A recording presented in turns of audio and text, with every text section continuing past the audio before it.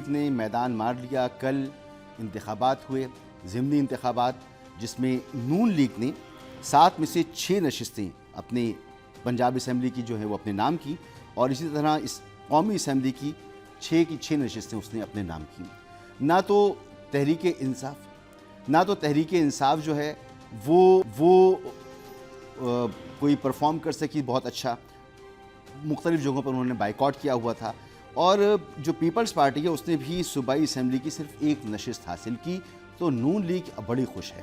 میاں نواز شریف صاحب نے آج مبارکباد دی وزیر اعظم شہباز شریف صاحب کو, مریم صاحبہ کو, کہ ان کی انتھک محنت کی وجہ سے پارٹی نے یہ کامیابی حاصل کی ہے. اور مریم صاحبہ تو کہہ رہی ہیں کہ یہ ایک ریفرینڈم تھا اور عوام نے ثابت کر دیا کہ قیدی نمبر 804 کے دعوے دھرے کے دھرے رہ گئے ہیں اور نون لیگ جو ہے وہ میدان مار چکی ہے. تو مریم صاحبہ نے جو آج گفتگو کی ذرا وہ سنی. ہم نے بدترین حالات میں بھی الیکشن لڑے. الیکشن کا بوائیکاٹ تب ہوتا ہے جب آپ کو یہ یقین ہو کہ آپ الیکشن ہار جائیں گے. یہ الیکشن کا بوائیکاٹ بھی نہیں تھا. تمام حلقوں میں پی ٹی آئی کے امیدوار کھڑے تھے. جب ہار گئے تو کہا ہمارا تو بوائیکاٹ تھا. بہت دعوے کرتے تھے نا کہ ہم بڑے پاپولر ہیں. کدھر گئے وہ پاپولیرٹی کے دعوے؟ جنرل فیض حمید جیل چلا گیا اور عمر عطا بندیال صاحب گھر چلے گئے, عمران دار ججز گھر چلے گئے, تو ہم نے اب الیکشن ہی نہیں لڑنا.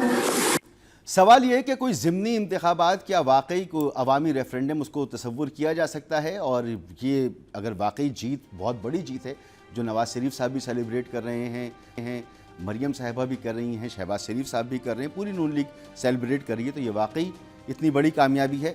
اور اس چیلنج کا کیا جو ہم سب پاکستانیوں کو براہ راست ہٹ کر رہا ہے, اور وہ چیلنج ہے ہماری معیشت کا.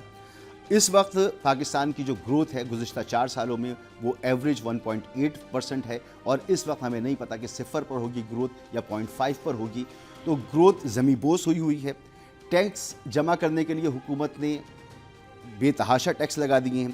جو تنخواہ دار طبقہ ہے وہ 206% جو ٹیکس کلیکشن ہے اس سے کی گئی ہے. مزید جو بزنس والا طبقہ ہے اس سے 130% کی گئی ہے. رجسٹرڈ بزنس جو پہلے سے موجود ہیں ان پر 58% ٹیکس ہے, اور یہی سیلری والے بندے کے لیے ہے. تو قرضہ جو ہے ہمارا وہ تاریخ کا بلند ترین قرضہ ہے. تو قرضے بھی ٹھیک ٹھاک لیے ہوئے, اور معیشت کو ٹھیک کرنے کے لیے IMF نے ہم سے کہا ہے کہ جی آپ اپنے یہاں کرپشن کو ختم کیجئے. اگر آپ نے کرپشن ختم کی تو یہ جو گروتھ ابھی آپ کی 0 یا 0.5 یا 1 کی توقع کی جا رہی ہے, تو یہ گروتھ آپ کی 6% ہو جائے گی. 6% گروتھ کا مطلب ہے کہ مزید نوکریاں, مزید بزنس ہوں گے, مزید انویسٹمنٹ ہوگی, اور پاکستان میں خوشحالی آئے گی.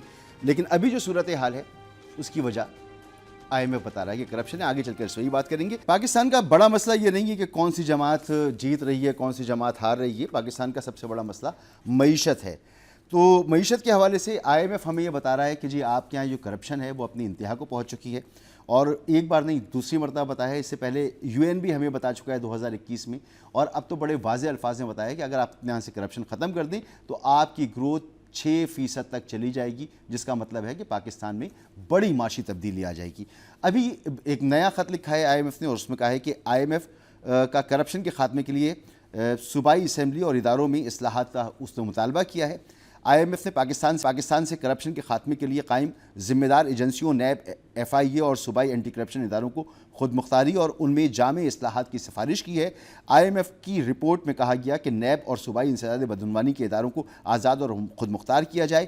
اعلیٰ سطح کی کرپشن تحقیقات کو مؤثر بنانے کے لیے نیب کے سربراہ کی تعیناتی کا عمل بہتر بنایا جائے, نیب کی تحقیقاتی صلاحیتوں کو بڑھایا جائے, اور ان اداروں میں کے اندر احتساب کے عمل کو یقینی بنایا جائے. IMF نے مطالبہ کیا ہے کہ ملک میں شفافیت اور احتساب کو یقینی بنانے کے لیے اعلیٰ سرکاری افسران کے اثاثے, اختیارات اور وسائل کو جمع کر کے ڈیجیٹلائز کرنے اور ظاہر کرنے کے لیے FBR پارلیمنٹ اور اسٹیبلشمنٹ ڈویژن پر مشتمل مرکزی اتھارٹی قائم کی جائے. اور عالمی مالیاتی فنڈ نے کہا ہے کہ پاکستان کے انسداد بدعنوانی کے لیے کام کرنے والے 3 ادارے نیب, FIA اور صوبائی اینٹی کرپشن اسٹیبلشمنٹ اداروں میں رسک بیسڈ اپروچ اختیار کی جائے. اور آخری مشورہ اس نے دیا ہے کہ مشکوک ٹرانزیکشنز کی نشاندہی, کرپشن تک رسائی اور تحقیقات کے لیے NAB, auditor general of Pakistan اور FBR کے مابین معلومات کے تبادلے اور رابطوں کو بڑھایا جائے.